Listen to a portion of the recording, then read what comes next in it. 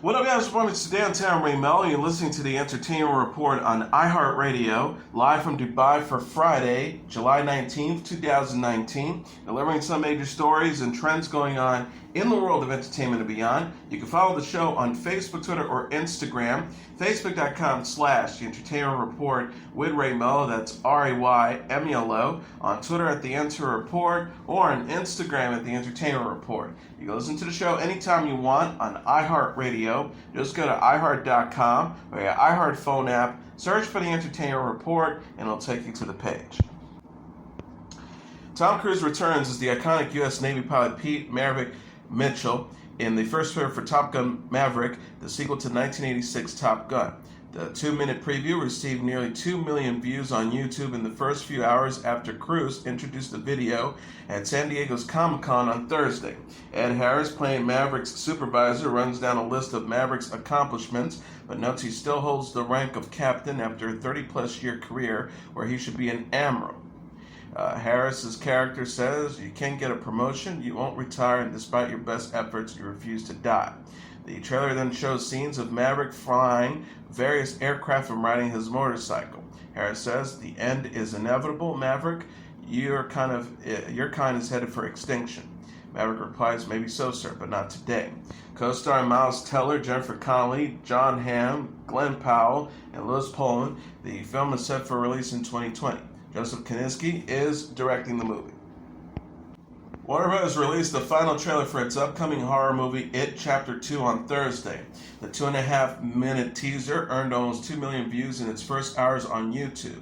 Director Andy Muschietti, who helmed the 2017 blockbuster It, returned to shoot the sequel, which is set for theatrical release on September 6th. The movies are based on Stephen King's novels. Chapter 2 takes place 27 years after the events of the original film, but it does include flashbacks with the characters as children. Bill Skarsgård returns as the murderous clown Pennywise in both time periods. Also back from the first movie are Jaden Martell, Wyatt Olive, Jack Dylan Grazer, Finn Wolfhard, Sophia Lillis, Chosen Jacobs, and Jeremy Ray Taylor. Joining the ensemble this time around are Jessica Chastain, James McAvoy, Bill Hader, Isaiah Mustafa, Jay Ryan, James Ransone, and Andy Bean.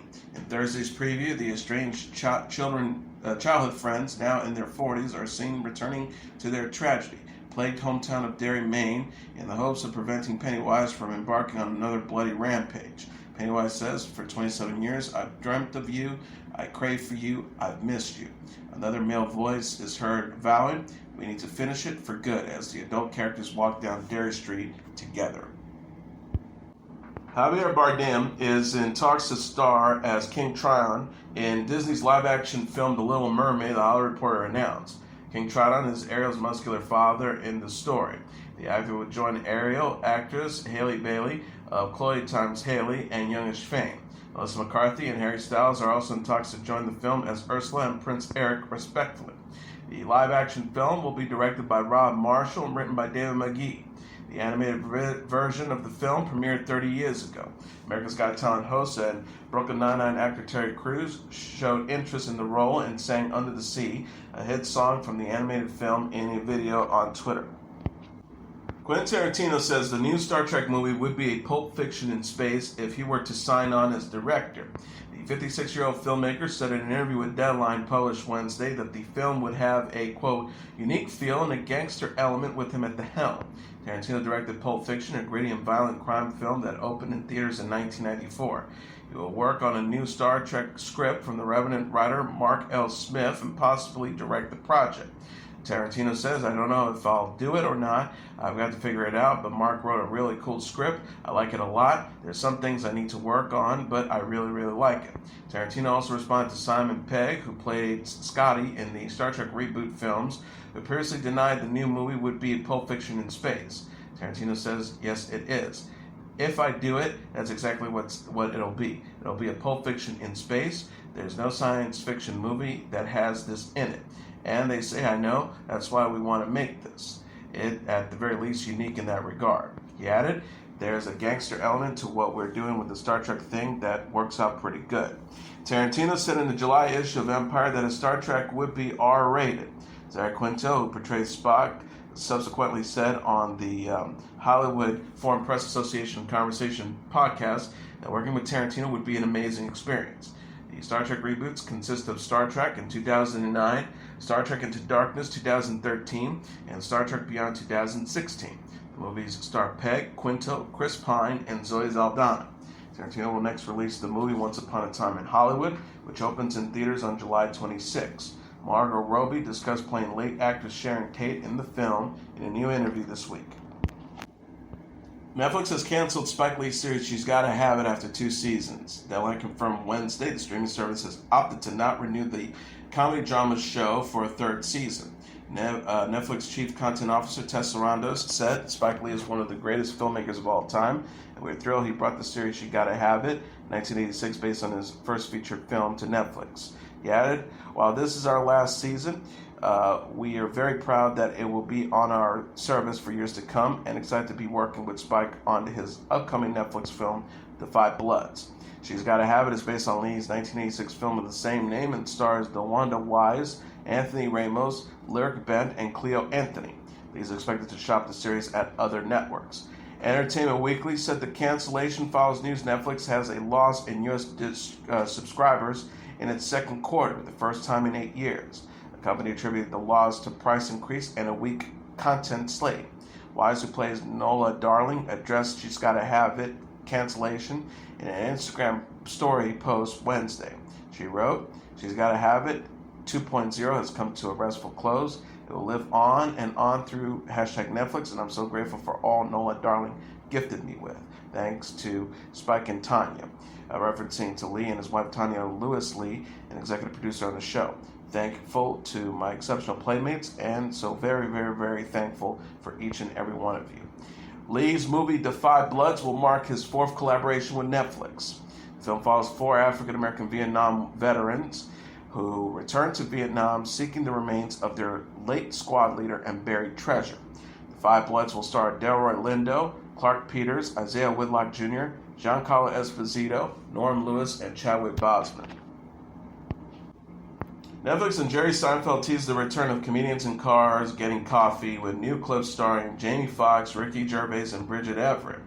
Seinfeld, who hosts a talk show on streaming platform Crackle for 9 seasons before making the move to Netflix in 2018, announced season 11 airing Friday. It will feature the veteran stand-ups and TV stars visiting cafes with Eddie Murphy, Seth Rogen, Ricky Gervais, Matthew Broderick, Jamie Foxx, Sebastian Maniscalco, Martin Short, Mario Joyner, Melissa Villaseñor, Bridget Everett, and Barry Marder.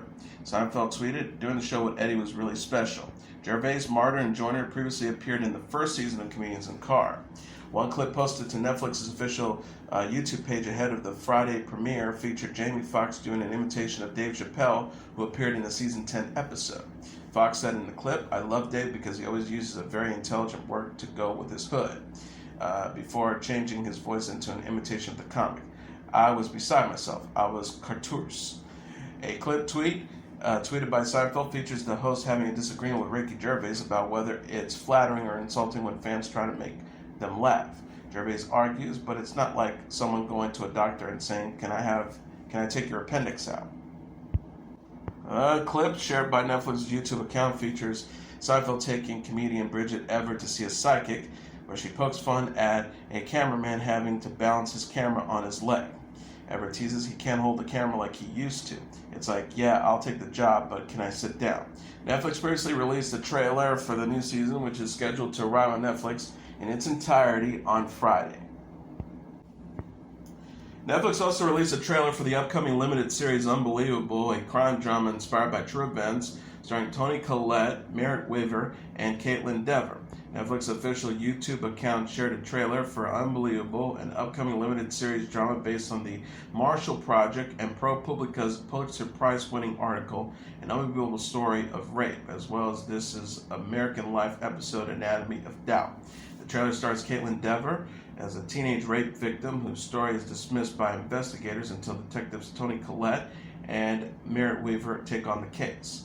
The trailer description reads, inspired by real events, a teen reports eventually recants her reported rape, while 2 female detectives stay away and investigate evidence that could reveal the truth. Fargo is rounding out its season forecast with additions Jason Schwartzman and Benj Whishaw, who are joining the previously announced Chris Rock. FX announced Thursday. The cable network revealed 12 new cast members for the anthology series. New cast members include Jack Houston, Jesse Buckley, Salvatore Esposito, Andrew Bird, Jeremy Harris, Gaetano Bruno, Angie White, Francesco Accaroli, Amir Crutchfield, and Amber Midthunder. Esposito has celebrated the announcement on Twitter. He tweeted, "Now that it's official, I can tell you that I'll be in Fargo 4. Thank you to all for your supporting me." FX announced in August that Rock will play the head of a crime syndicate on the show. The season is set in 1950 in Kansas City, Missouri, where the heads of two criminal organizations have traded their eldest sons as part of an uneasy peace. The synopsis of the series says it's a story of immigration and assimilation in the things we do for money. And as a story always goes, a story of basically decent people who are probably in over their heads. Fargo. Production on season 4 was expected to begin this year. Series creator Noah Hawley will return as showrunner, writer, and director. Ted Danson has signed on to star in a new as-yet untitled sitcom created by writers, producers Tina Fey-Robert Carlock. NBC announced Thursday. Danson will play a wealthy businessman who unexpectedly becomes the mayor of Los Angeles. Fey and Carlock previously worked together on the Netflix sitcom Unbreakable Kimmy Schmidt, which recently wrapped its 4th and final season. An interactive special is expected to stream next year. Before Kimmy, Fey and Carlock together produced the NBC sitcom 30 Rock, in which Fey starred. NBC recently confirmed that it canceled Danson's latest show, The Good Place, after 4 seasons. Fey and Carlock said in a joint statement, "We're thrilled to be back home at NBC and writing for one of the network's greatest stars of all time, Mary Steenburgen's husband, Ted." Emily Deschanel told Seth Meyers on Late Night about her love of playing the bad guy on TNT's Animal Kingdom and how it differs from her role on Bones. She told Meyers Wednesday, "I came from like goody two-shoe Bones, where solving crimes, and then I play someone who just got out of prison and is raw and gritty." 42-year-old told Meyers that in Bones, the fight scenes were highly choreographed, but in Animal Kingdom, the fights were more raw and real. This Chanel said she recently asked to be in a fight scene on the show and came away injured. She said, it was just men fighting and me watching the way it was written, and as a feminist and as a woman, I took issue with that, and I wanted to be part of the fight, but also as an actor, you want to do something." This Chanel says in the scene she was told to kick a man, but he put his leg up, and instead of kicking his abdomen, she kicked his shin and ended up with a sprained ankle. She said, "I was trying to be tough, and there, my mommy is taking me to the ER. I lost all my power." She ended up in an air cast and crutches for a few days. The actress also told Meyers about attending the Lion King premiere with her family, as her father, Caleb Deschanel, was the director of the photography on the film. She said that she spent the premiere watching Beyonce watch the film. Good Omens star Michael Sheen is going to be a dad of 2. The 50-year-old actor announced in a tweet Wednesday he's expecting a baby with his girlfriend, aspiring actress Anna Lundberg. Sheen has already parented a 20-year-old daughter, Lily Moe, with ex-partner Kate Beckinsale. He referenced Good Omens, an Amazon Prime series that follows the angel Azithophel and the demon Crowley, played by David Tennant, as they work to prevent the coming of the Antichrist in his post. Sheen wrote, "Very happy to let everyone know that my partner Anna and I are expecting a little angel of our own. Just to be clear, we're having a baby. Hashtag not the Antichrist." Good Omens' official Twitter account were among those who congratulated the couple online. The post reads, "Just don't let the Chattering Nuns deliver your little angel. Congratulations at Michael Sheen. Hashtag Good Omens." Sheen thanked fans for their well wishes in a tweet Wednesday afternoon. He joked, "To my new Good Omen online family, thank you. Yes, we'll try not to get mine and David's mixed up. No, we won't call the baby Adam. Yes, hopefully healthy and hooflessly." Sheen split from Beckinsale in 2003 after 8 years of dating, since dated Sarah Silverman and Aislinn Pete. Good Omens is based on the Neil Gaiman and Terry Pratchett novel of the same name and debuted on Amazon Prime in May. The show co-stars Sam Taylor Buck, Adria Arjona, and Michael McKean. The 2019 Kennedy Center honorees were announced Thursday as Earth, Wind & Fire, Sally Field, Linda Ronstadt, Sesame Street, and Michael Tilson Thomas. The Kennedy Center said Thursday that the honorees will be presented with medallions December 7th and will be celebrated the following day at the 42nd Annual Kennedy Center Honors to celebrate honorees' profound artistic impact. The ceremony is scheduled to be broadcast December 15th on CBS. Kennedy Center Chairman David Rubenstein says Earth, Wind & Fire's hooks and grooves are the foundation of a seminal style that continues to shape our musical landscape. Sally Field has brought us unforgettable characters, both joyous and poignant, for more than 5 decades.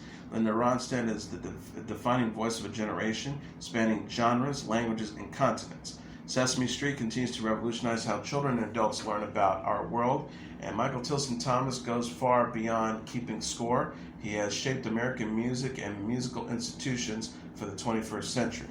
Organizer says Sesame Street is the first television show to receive the award. Anime artists and fans lamented a deadly fire. Japan's Kyoto Animation, known as a progressive shop that treats artists well and hire more women as directors and writers than other studios. 33 people died in Thursday's blast and dozens more were injured. Police have arrested a man suspected of setting the fire on purpose. The ZTV artist Stephen Park tweeted, Kyoto Animation is a progressive animation studio that truly embodies the idea of gentle art that heals the heart. They were also a house of some of the most proficient animators of natural movement in our generation. The studio has earned praise for well-crafted animations, thought-provoking stories, and decent treatment of its artists. Kyoto Animation makes many of its animators permanent employees and allows them more time to work on projects. The studio's 2016 A Silent Voice addressed topics including bullying and suicide and was a critical and financial success. It is available on Netflix along with the studio's series adaptation of Violet Evergarden. Sung-Won Chu, a YouTube personality and voice actor known as Prosy Do, tweeted, I'm horrified to hear that Kyoto Animation, that someone could do something so horrible to people who have brought so much joy, is absolutely sickening. The studio started in 1981 as Kyoto Anime Studio, where Yoko Hata and several homemakers worked on such titles as SDF Mercross and Genesis Climber Mosapita. The studio, run by Hata and her husband Hideki Hata, continued to employ many women and has produced several popular anime movies and TV series, including K-On!, Love, Chuniboko, and Other Delusions, and Beyond the Boundary. Its spin-off featured film to Violet Evergarden was set for release in September and a sequel for 2020. Toei Animation, a studio known for Dragon Ball Z, says, our hearts and prayers go out to all the staff, their families, and friends at Kyoto Animation. Cardi B and her husband, Offset of the Migos fame, played a round of new lyrics for old people on Jimmy Kimmel Live using their song Clouts. The rapper recited the lyrics to Clout Wednesday, taking breaks in between for Kimmel to explain the meaning behind any slang terms used. Offset rap, get the whip, put it up for my seeds, no cure for the IG disease. Kimmel told the audience that Offset meant, I'm saving my money for my children and I love Instagram a lot. Cardi B rap, they know I'm the bomb, they're ticking my off, say anything to get a response. Kimmel says Cardi meant, they're just aware of her talent and just trying to get a raise out of her. The late night host suggested he should be featured on the duo's next song, and Cardi B agreed. Cardi B will make her film debut in Hustlers alongside Jennifer Lopez, Constance Wu, Lily Reinhart, Keke Palmer, Julie Stiles, and Lizzo. The film, which follows a true story about a group of strippers who team up to scam their Wall Street clients, is set to arrive in theaters on September 13th. Paul McCartney will adapt the beloved film It's a Wonderful Life as a new musical. The New York Post confirmed Wednesday the 77-year-old British singer and musician is developing a stage version for the classic Christmas movie. The new production marks McCartney's first musical. He is writing music and lyrics for the show, with Lee Hall to pen the book and co-write lyrics, and Bill Kent-Wright to produce. McCartney said in a statement, writing a musical is not something that had ever really appealed to me. But Bill and I met up with Lee Hall and had a chat, and I found myself thinking this could be interesting and fun. It's a Wonderful Life is a universal story we can all relate. Variety says Kent-Wright obtained rights to It's a Wonderful Life in 2016 and reached out to McCartney, who started working on the project last year. Kent-Wright recalled, out of the blue I got an email from Paul asking my thoughts on his first lap at an opening song. He wasn't sure, but wanted to know what Lee and I thought of it. I played the demo. Lee and I were unanimous. our hero was a music theater writer. McCartney, the family member of the Beatles, is still in the final stages of completing songs for the musical. The production is slated for a late 2020 launch in the UK, with a later move on Broadway. It's a Wonderful Life starred Jimmy Stewart and Henry Travers and opened in theaters in 1946. The movie follows George Bailey, played by Stewart, a man contemplating suicide on Christmas Eve when his guardian angel, Travers, intervenes. Singer-songwriter Alicia Keys is working with the songwriting team of Benj Pasek and Justin Paul on an as-of-yet untitled musical family drama series for Showtime. Pasek and Paul are known for their work on the films La La Land and The Greatest Showman, as well as the Broadway musical Dear Evan Hansen. In addition to producing the Showtime series with Keys, Pasek, and Paul will also contribute to music to the project, which follows, quote, a mystery uncovered by a young musician who moves back to her childhood home. A press release the cable network said. Kyle Jarrow, whose credits include the SpongeBob musical, will write and executive produce, along with Mark Platt, Adam Siegel, and R.J. Cutler. Gary Levine, the president of entertainment at Showtime Network, said in a statement, "We have always been intrigued by the prospect of doing a Showtime musical series, but only if the songs could add to the depth and complexity of a great character drama. Nobody does that better than Pasek and Paul and Mark Platt. So when they came to us along with a global superstar like Alicia, a talented writer like Kyle, and excellent producers like Adam and RJ, we were all in." And that is your entertainment report for Friday, July 19th, 2019.